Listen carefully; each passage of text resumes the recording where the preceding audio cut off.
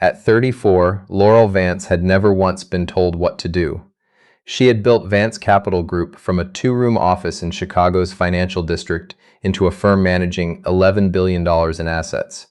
She had fired 3 CFOs, restructured 2 failing subsidiaries, and once walked out of a meeting with the Treasury Department because they kept a woman waiting 40 minutes without apology. She did not wait. She did not apologize. And she certainly did not take orders from anyone, least of all her grandfather. Which was why the phone call on a Tuesday morning felt like the floor dropping out from under her. "You'll come to Harlan," Edmund Vance said. "Not a question. Never a question with him. I've made arrangements." Laurel was standing at her office window 26 floors above Michigan Avenue, watching the city she had claimed for herself. "I have a board presentation on Friday, grandfather." "Reschedule it." "I don't reschedule." There was a long pause on his end. Edmund Vance was 81 years old, had survived 2 recessions and 1 heart attack, and still had the patience of a man who knew he would win eventually. "Your father's shares," he said quietly, "all 42%. You want them or not?" She wanted them. She had always wanted them. Those shares were the difference between majority control and perpetual negotiation, between leading and managing. She had been circling that number for 6 years. "What arrangements?" she said flatly. "Come to Harlan first. I'll explain in person." She flew out Thursday evening on a private charter, which felt excessive given that Harlan, Tennessee was barely a 2-hour drive from Nashville. But Edmund had insisted, and Laurel had learned a long time ago, that resisting her grandfather on logistics was a battle not worth the energy. She saved her energy for the things that mattered. The house was exactly as she remembered it. White columns, a wraparound porch, the kind of southern grandeur that looked effortless because 3 generations of hired hands had kept it that way. Her grandfather was waiting in the sitting room with a glass of bourbon he didn't offer to share. He told her over the next 40 minutes that her father's shares were tied to a condition in the original Vance family trust, one that had been drafted 40 years ago and never updated because no one had ever expected it to matter. The condition was simple. Before any Vance woman could hold majority voting control of the company, she had to be married. It was outdated, discriminatory, legally questionable, and, according to Edmund's lawyers, entirely binding. "I have 3 attorneys who will argue that clause is unenforceable," Laurel said. "You have 3 attorneys who work for you," Edmund replied. "The trust has 4 who don't." She stood up. She paced. She considered saying things she would later regret. "And you have someone in mind," she said finally. "Not a question. His name is Cole Merritt. He owns a handyman business in Clarksville. His father worked my lumber operation for 30 years.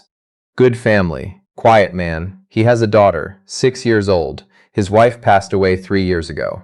Edmund set down his bourbon. "He's agreed to a contractual arrangement, 1 year of marriage, on paper. Enough to satisfy the trust language. Then an amicable dissolution. You negotiated this without telling me." "You would have said no before I finished the sentence." He wasn't wrong. She stood at the window for a long moment looking at the dark Tennessee hills, $11 billion under management, the firm she had bled for, the name on the door that was also her name, 42%. "1 year," she said. 1 year. And he understands this is a business arrangement. Completely. He was very clear about that. She flew back to Chicago the next morning, rescheduled the board presentation, and called her assistant to clear 3 days from her calendar the following month. She did not tell anyone why. She told herself it was a transaction, nothing more. She had completed harder transactions before breakfast. She met Cole Merritt for the first time at her grandfather's Dunbar lawyer's office 10 days later. She had expected someone worn down.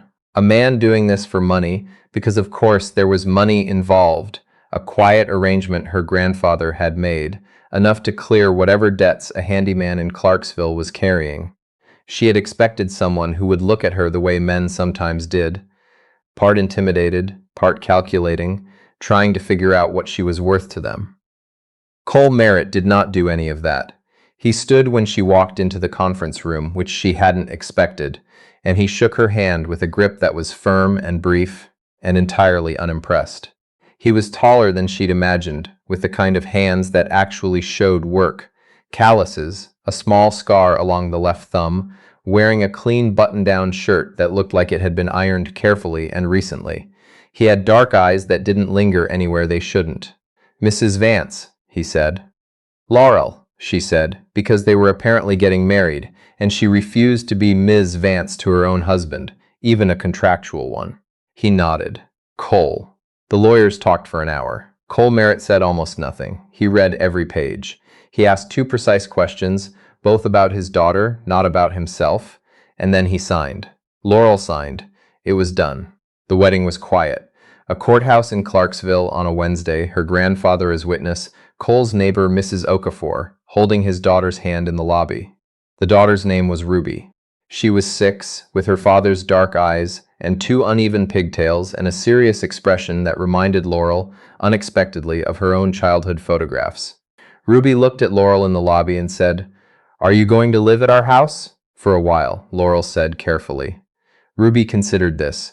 "Do you know how to make pancakes?" "No." "That's okay," Ruby said, with the magnanimous generosity of a 6-year-old. "Daddy makes them on Saturdays." Cole, standing a few feet away filling out paperwork, glanced over at that and almost smiled. Almost. The arrangement was that Laurel would be based in Clarksville for the first 3 months, visible enough to satisfy the trust's residency language, before transitioning back to Chicago with Cole making occasional appearances at Vance family events. She had arranged a rental near his neighborhood, intending to keep everything separate and professional. On the 3rd day, the rental's plumbing exploded. Not metaphorically. An ancient pipe in the ceiling of the bathroom gave out at 2 in the morning, and Laurel stood in 3 inches of water in her guest bathroom, calling an emergency plumber who told her the earliest available appointment was 4 days out. She called Cole because his number was in her phone and she didn't know whose else to call. He arrived 40 minutes later in a gray t-shirt and work boots, carrying a toolbox, with Ruby asleep in the back seat of his truck because he had no one to leave her with. He assessed the situation in approximately 90 seconds, shut off the water main, and spent the next 2 hours fixing what turned out to be a cracked joint that the previous owners had clearly known about and covered with drywall. Laurel sat on the bathroom counter and watched him work, which was strange. She was not the kind of person who sat and watched other people do things, but there was something in the way he moved that held attention. Economical, precise, like someone who had learned early on to do things right the first time because there was no one else to fix them if he didn't. "You don't have to do this," she said, somewhere around the first hour. "I know," he said, not looking up. "I can pay you." He did look up then, briefly. "Don't do that." She didn't push it. Ruby woke up around 3 a.m. and appeared in the bathroom doorway in her pajamas, holding a stuffed rabbit, looking entirely unbothered by the situation. "Is it flooding?" she asked. "Was," Cole said. "It's fixed." Ruby nodded seriously. Then she looked at Laurel. "Your pajamas are wet." "Yes," Laurel agreed. "You can borrow one of Daddy's sweatshirts." She said it with the authority of a child who had solved a problem. "He has the gray one that's really soft." Cole made a sound that was not quite a laugh. He went to his truck and came back with the sweatshirt in question. He held it out without comment. Laurel wore it home. She didn't give it back for 2 weeks, and she was not entirely sure why. She started working from the kitchen of his house by accident, initially. Her laptop had overheated at the rental, something about the old wiring, and Cole had said, without ceremony, that she could use the kitchen table. It got good light in the mornings, and he and Ruby were out the door by 7:30. It was a practical offer. She accepted it practically. But then she was there when they left in the mornings, and there was always coffee already made, and once there was toast left in the toaster with a paper towel folded beside it. No note, just the toast. She ate it. She began to notice things about him that she hadn't expected. The way he talked to Ruby, never talking down, always explaining, always answering the real question underneath the question she'd asked. The books on the shelf in the living room, not decorative, actually read, spines bent, engineering texts, 2 histories of the Tennessee Valley Authority, something on structural mechanics, a well-worn copy of a novel by Cormac McCarthy. The phone calls he took outside, always brief, in a voice that was different, quieter, flatter, the way people speak when they're in professional mode and don't want to be overheard. She mentioned the engineering books once. He said he'd done 2 years at Vanderbilt before his father got sick. She didn't ask what happened after that. She wanted to. She didn't. The moment that shifted something in her happened on a Thursday afternoon, 5 weeks into the arrangement. She was on a call with her head of risk management, walking through a position in the European bond market, pacing the kitchen, when she noticed Ruby sitting at the table doing homework and starting to cry quietly, the way children do when they're trying not to be noticed, tears just sliding down her face while she stared at a math worksheet. Laurel ended the call. She sat down across from Ruby. "What's wrong?" Ruby showed her the worksheet. "Fractions. I don't understand it, and Daddy doesn't get home until 5:30, and I'm supposed to have it done." Laurel looked at the fractions. She had a degree in economics from Northwestern and an MBA from Wharton.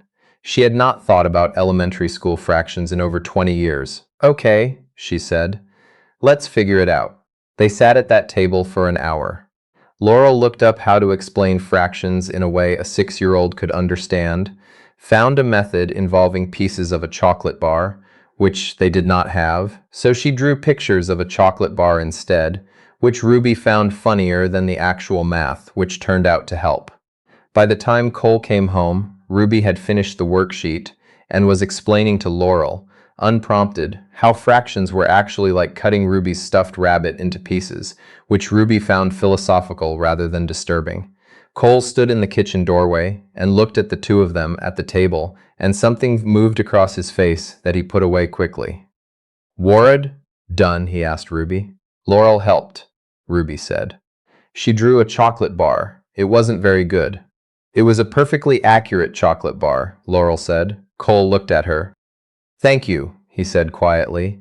She looked away first. The first indication that something was wrong came on a Monday, when a man in a silver SUV parked outside Cole's house for 3 hours and did nothing. Laurel noticed because she noticed things like that. It was the same instinct that made her good at her job, the peripheral awareness of details that didn't fit. She mentioned it to Cole that evening. His reaction was too controlled. "Probably someone waiting on a call," he said, without looking up from the sink where he was washing dishes. "For 3 hours? People do strange things." She watched him. He was holding the dish he was washing longer than necessary. His jaw was set in a way she hadn't seen before. "Cole, it's fine, Laurel." It wasn't fine. 2 days later, she came home from a meeting in Nashville to find the front door of her rental had been opened.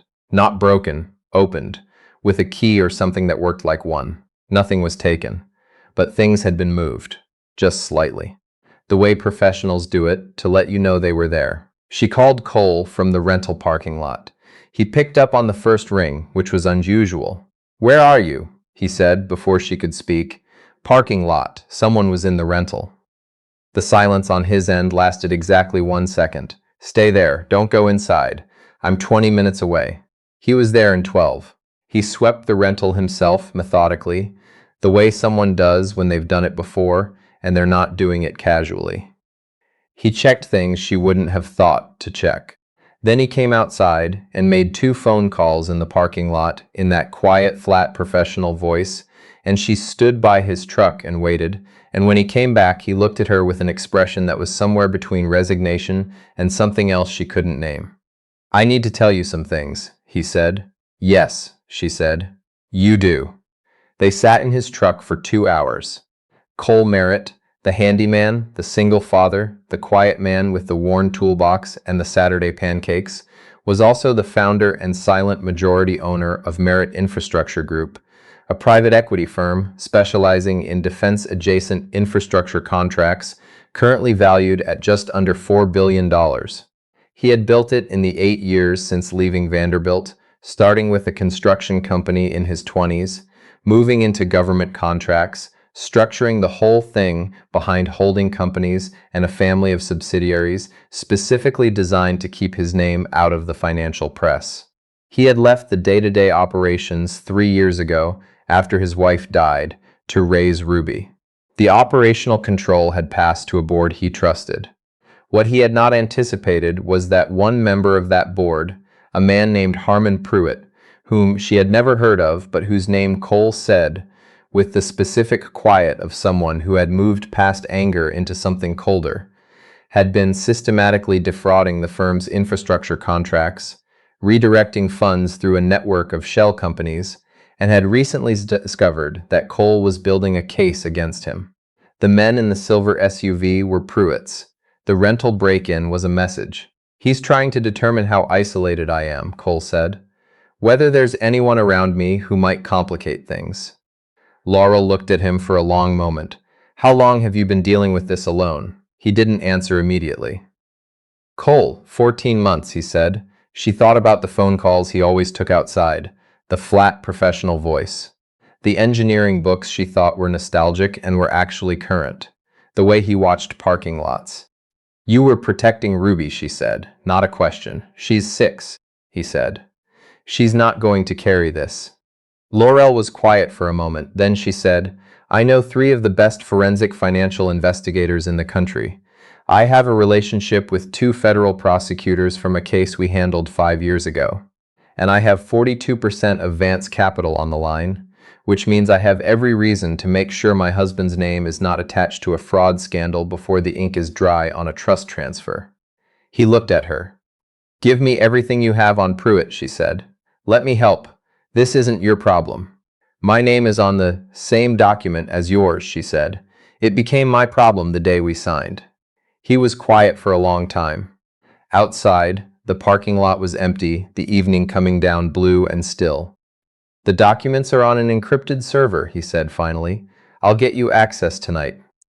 What followed was 6 weeks of the most quietly intense work Laurel had done since the 2019 restructuring that had saved her firm from a catastrophic bond default. She worked from Cole's kitchen table, which was now simply her kitchen table in all practical terms, while Cole handled the operational side and Ruby moved through the house around them like weather. Sometimes in the middle of everything, demanding attention, sometimes inexplicably quiet, doing things with her stuffed rabbit in the corner while the adults worked. Laurel's investigators moved through Pruitt's financials like they were unspooling a sweater. Cole's documentation was extraordinary. Meticulous, chronological, sourced. He had clearly been building it alone for over a year, in the early mornings before Ruby woke up, in the parking lots while he was on those calls. "You did this yourself," she said one night, going through a particularly detailed transaction analysis. "I had time," he said.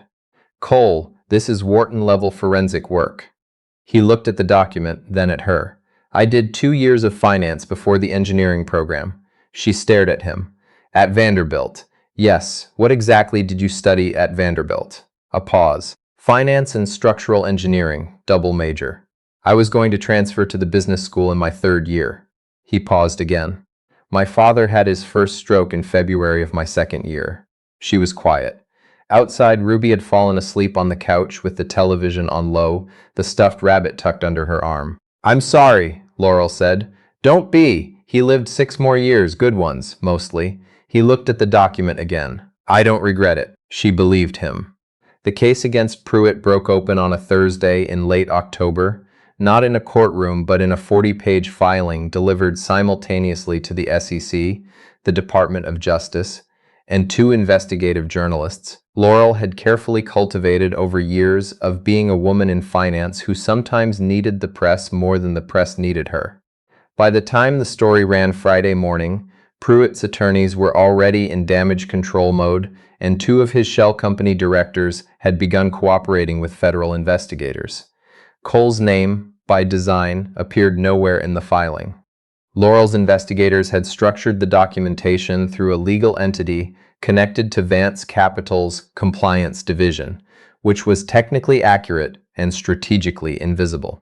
On Friday afternoon, Laurel was in a video call with her Chicago board when her phone lit up with a text from Cole. "Pruitt's board seat is being vacated. Effective immediately." She read it under the table, kept her face completely still, finished the meeting. She drove back to Cole's house that evening. Her house, in practice, in habit, in the small accumulated ways that a place becomes yours, and found him in the kitchen with Ruby, the two of them making what appeared to be a disastrous attempt at homemade pizza, flour on the counter and on Ruby's face and on Cole's forearm. Ruby looked up when Laurel walked in. "It's not going well," she reported. "I can see that," Laurel said. "We forgot to let the dough rest," Cole said. "Daddy said a bad word," Ruby added. "I said blast," Cole said. "You said something else first," Ruby said. Cole looked at Laurel. There was something in his son's eyes she hadn't let herself look at directly until now, something careful and tired and hopeful all at once. The look of a man who has held things alone for a very long time and is just starting to understand he might not have to anymore. "Stay for dinner?" he said. "It won't be good." "I know," she said, setting her bag down on the chair that had become her chair. "I'm staying anyway." Ruby cheered, which startled Cole into a real smile, the one Laurel had seen maybe 4 times before and had told herself she wasn't cataloging. She was cataloging. The pizza was, in fact, terrible. They ate all of it. 3 weeks later, Edmund Vance's lawyers confirmed the trust transfer.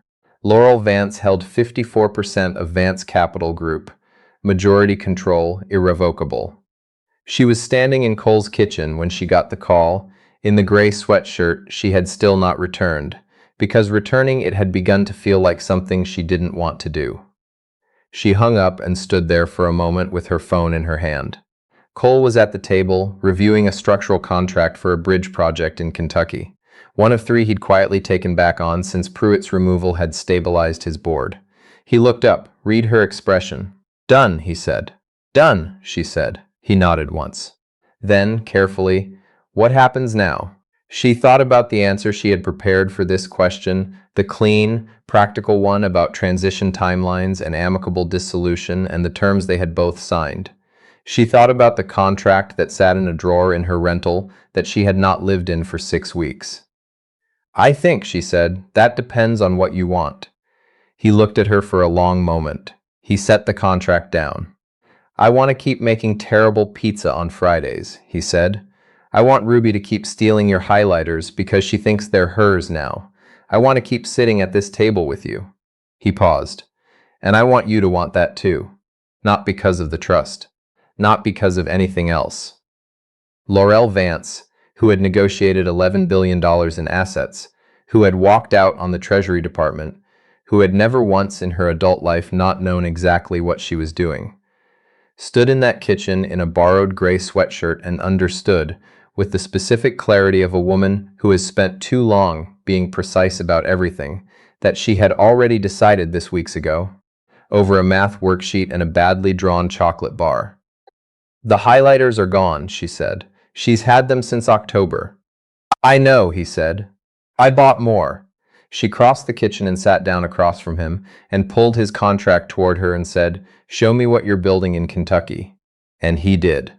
6 months later, the Vance Capital annual report included a photograph of the board of directors. Laurel stood at the center, as she always had. To her left was her new head of strategic acquisitions, a position that had not previously existed, occupied by a man most of the financial press had never heard of, which was exactly how he preferred it, and which was, Laurel had come to understand, the most Cole Merritt thing about him. Ruby, who had attended the shareholder luncheon because school was out and there was no other option, spent the event explaining to a senior portfolio manager why fractions were actually like cutting things in half, which the portfolio manager found more illuminating than expected. Afterward in the car, Ruby fell asleep against Cole's shoulder before they reached the highway, the way children do when they feel safe, completely, without reservation, trusting the world to hold still while they rest. Cole looked over at Laurel in the passenger seat. She was already looking at him. She had stopped pretending she wasn't.